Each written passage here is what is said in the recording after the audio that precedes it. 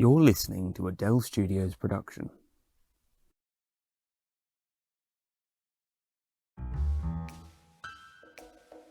The problem with this universe is that you never know when the Doctor's going to fall out of the sky in his box, yes?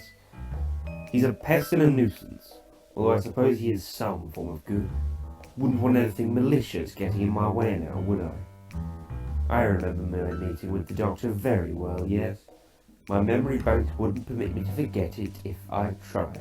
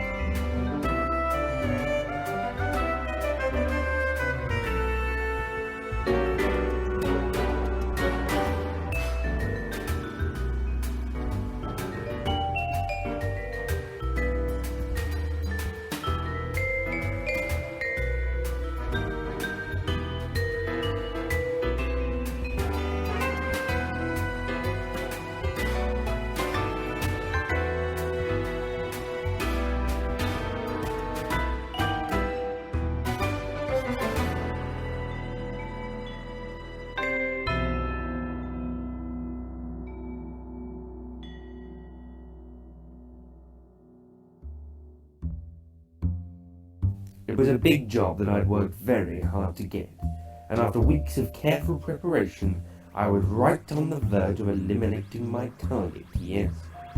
I had my shot all lined up and I was dreaming of my payment when suddenly the sound of wheezing and groaning engines became audible as the little blue craft tore its way through space and time and materialized in front of me, blocking my view. The doors opened and out trotted the Doctor. But this wasn't just any Doctor, yes? This was my Doctor. The stupid little man with the Scottish accent and the ridiculous umbrella. We have a rocky history, yes? Death's Head, we meet again. I put down my weapon and stood up. Doctor, I said, this is not a pleasant surprise, yes? It's not for me either. You're about to meddle in a very important person's life, and I can't allow that.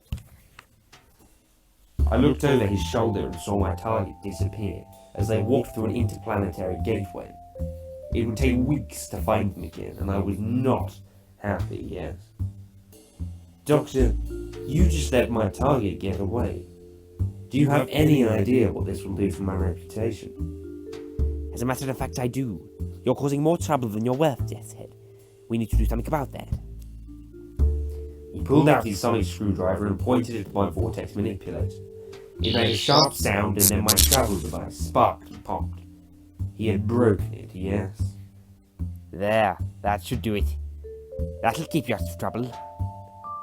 You really know how to add insult to injury, don't you, Doctor? I'm very sorry. I better be off now. Places to be. Goodbye. And he stepped back into the box and disappeared.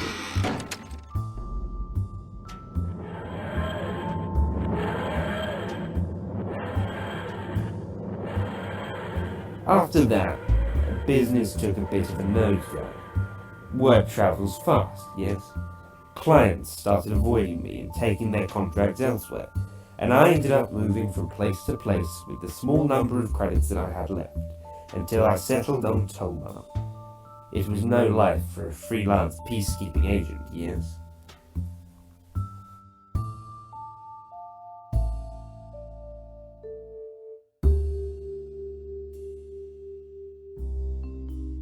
A few months later, I was sent a request for work by an unknown client. Help required. Meet at Outer Lambda Quadrant, 4B7RS in 2 days. Accompanying the message was a small chip. I plugged it into a socket in my busted vortex manipulator, and it added 400 credits to my account. These clients were thoughtful, yes? Using the credits, I managed to make my way to the meeting location, which was not at all what I had expected. Situated in the outer lander quadrant, 4B7IS, was a Dalek spaceship. On my arrival, I was taken to the chamber, where I was given an audience with 3 high-ranking Daleks. You are Death's Head, the bounty hunter! I'm not a bounty hunter. I'm a freelance peacekeeping agent, yes? We have work for you. A person to track and exterminate. Who? Absalom Dark. The Dalek killer, yes? Correct? He has recently been causing issues for the Dalek fleet. We need him out of the way. Will you take the job? I don't like Daleks, but I needed the work, so I charged them double and accepted. The trail for Dark led me to Kandoka. Almost 80% led by animatronics. My kind of place, yes? I found a place that Dark frequented, a bar of all places, and took a seat in the corner. Hours passed, and I took the opportunity to recharge as I waited. Helped to pass the time, yes? Eventually, my waiting was over. The door swung open, and in he staggered. His black mop of greasy hair flopped about as he walked in, dropped onto a bar stool, and ordered his drink. Whiskey. He put his razor-like sword down by the side of his stool, and took a long swig out of his glass. Another. I unplugged myself and walked over to the bar, positioning myself behind the target. This was going to be easy money, yes? Absalom Dark, I said. He put down his glass and wiped his mouth. Huh, yeah. Who's asking? My name is Death's Head, and I've been paid a considerable amount of money to apprehend you, yes? I put my hand on his shoulder in a firm grip. Did I give you permission to touch me, pal? I suggest that you come quietly. It'll make things much easier for both of us, yes? Is that so? It is. Huh. The next thing I knew, Dark grabbed me by the hand and flipped me over the bar. I hadn't anticipated that, yes? Mistakes were made, but still no harm done, apart from my bruised pride. I picked myself up off the floor and pointed my gun at Dark. The Daleks wanted Dark dead or alive. They would get him dead, yes? As I prepared to shoot, a spark of static electricity crackled by the door. Light flashed and Agent Baker was transported through space and time, materializing in the doorway. Death's Head, stop! Agent Baker, a giant pain in my mechanical rear. He works for the Time Agency and seems much like the Doctor to get in my way. A lot. The Time Agency and I don't exactly see eye to eye yet. I decided to ignore him and fired my weapon anyway. Dark was more skilled than I had him down for and managed to deflect my blast. Death's Head, stop what you're doing right now. Agent Baker, go back to the Time Agency and stop getting in my way, yes? A time agent? Goddamn. That was another mistake, yes? Dark lifted his own blaster and fired at Baker, who dived behind a table. It was at this point that the rest of the bar's patrons decided to end their visits, yes? As they ran screaming out of the bar, Dark, Baker, and myself engaged in a battle that mainly consisted of me versus Dark, me versus Baker, and then Dark versus Baker. This made things more interesting, yes? This went on for several minutes until somebody, namely me, made another mistake in breaking Dark's sword. You're gonna regret that. Before I knew it, Dark had begun maniacally shooting at us.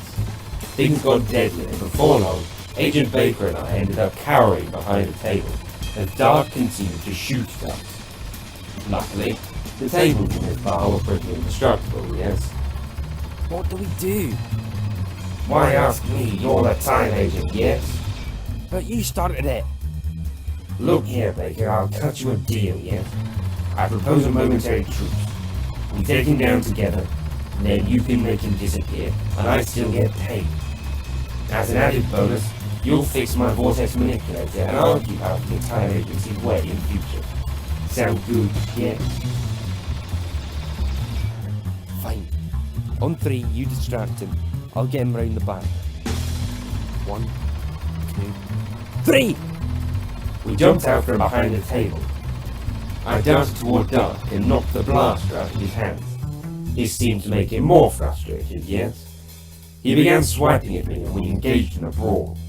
While all of this was happening, Agent Baker was using his vortex manipulator to teleport behind her and snap some cuffs on his wrists, immobilizing him. Gotcha. Dark wasn't happy about that, yes? Then again, who cares? He's going nowhere. Right then, time to keep up my end of the bargain. Give me your thing. I took my vortex manipulator off my wrist and handed it to Baker. He poked around inside it for a moment with a small tool and then handed it back to me. All fixed. All of your connectors were broken. I just resealed them. Whoever did that did a good job of it. It was the doctor. Oh. Anyway, you'll keep up your end of the bargain. I might be a freelance peacekeeping agent, but I'm an android of my word, yes? Good. Well, good luck, Death's Head. And you too, yes? And then he grabbed Dark by the cuffs, tapped some coordinates into his vortex manipulator, and disappeared. Probably off to do paperwork, yes? I soon made my way back to the Dalek ship. They were very happy and asked no questions, so I got paid and left quickly, yes? Business soon started to shoot up, and so did my earnings. News travels fast, yes? Since I've taken multitude of jobs on 409 planets in 7 different galaxies and 3 different timelines, I've become so busy that I'm turning down contracts in favor of taking others. I think it's safe to say that I'm open for business, yes?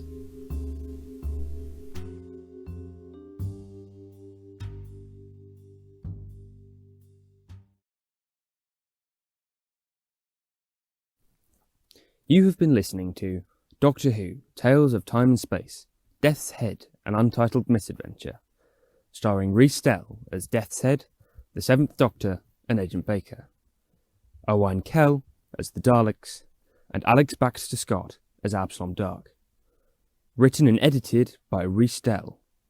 Music by George C. Music and Kevin MacLeod. Executively produced by Rhys Dell.